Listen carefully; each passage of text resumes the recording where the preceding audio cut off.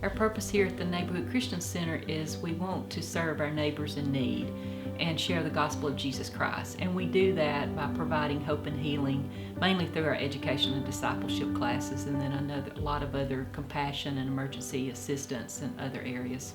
And right now we do about 40 to 45 classes or programs a week, pretty much 7 days a week, night and day. And of course, a lot of our people deal with drug addiction, so we do teach a lot of recovery programs.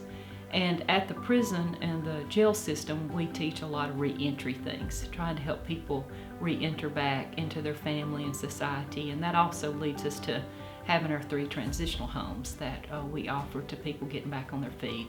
Our bottom line is sharing the gospel of Jesus Christ. We want people to know Jesus Christ. So we don't want it to stop with that we just handed out food and clothes, but we want to build a relationship that's long-term, so that we're helping them to move forward and not hurt them, but give them those skills that they need. I was an inmate at the Morgan County jail, and Miss Pam, we call them the church ladies, come in, and I saw them for a couple of months coming in and calling and pulling for classes. And my fourth month there, I decided to take my first class, and it went from there. I ended up graduating 28 of their classes there and got accepted into their transitional home. And while in their transitional home, I actually got hired on here. We spend time praying with them because we know they're coming in for food and clothes, but a lot of times if you ask people about what their prayer requests are, you'll find out a lot of other areas. We try to plug people in because we don't want to keep being a band-aid to an issue of just handing out food and clothes without offering some assistance to come alongside of them to help them break that cycle. About 10 years ago, I came along being a client.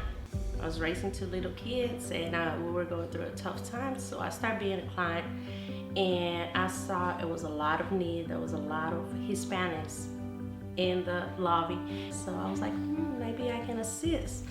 So I started coming and volunteering. I volunteered for close to 3 years before I became an employee, and the Lord just opened the door for me to start the Hispanic Bible studies.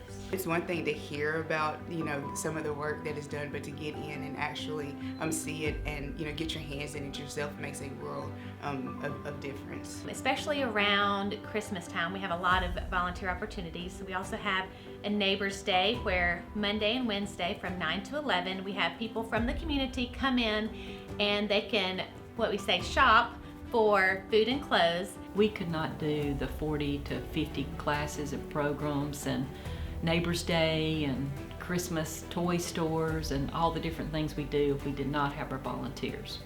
We have an incredible staff, but there's only about 6 of us.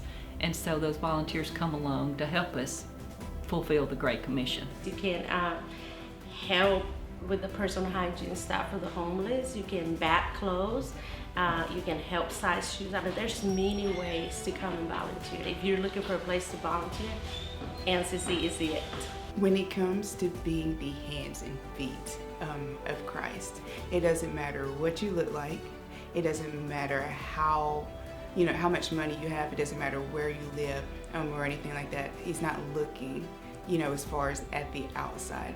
But as long as you've got the heart and desire to love your neighbor, volunteering would give a person the opportunity to be able to do just that. We are very blessed because there's a big need for people to get educated and for people to get a relationship with Christ.